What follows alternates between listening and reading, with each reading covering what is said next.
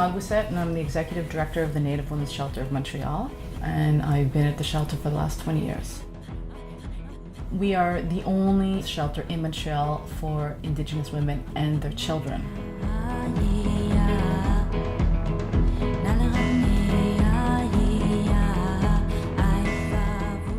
We're always really appreciative to see so many faces that show up.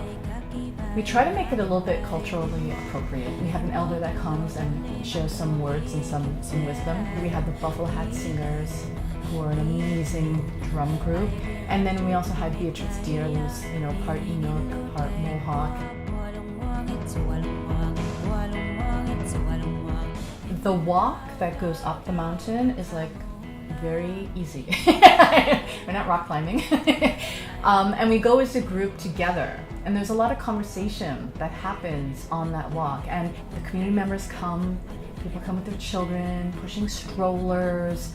People that had lived the experience of being in the shelter also show up. So we have old clientele that show up, current clientele. When we get to the top, we have another performer, and then we have all this food, because we like to feed people.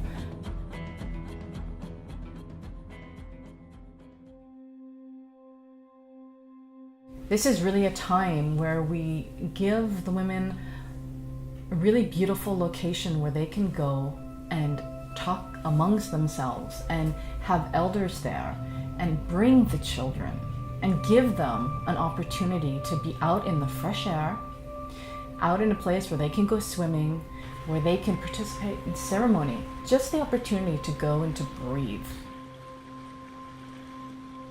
It's not easy being Indigenous, right? We do the best that we can here at the shelter, but services that are supposed to protect us don't. What ends up happening is that we fall through the cracks.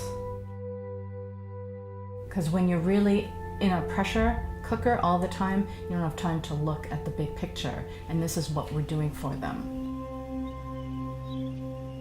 It's an amazing experience, and I just love the fact that so many people want to be part of the solution.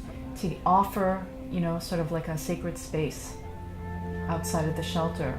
It's a gift, and it's a gift that the community gives to us. So I'm really hoping that people will donate again a lot.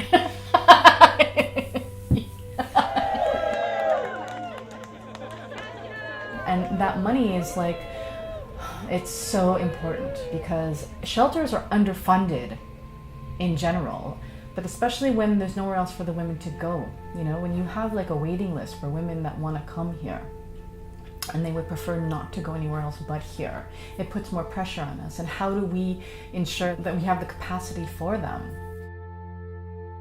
It takes an enormous amount of effort and a lot of love from the staff to make sure that our women feel safe, to make sure you don't fall through the cracks.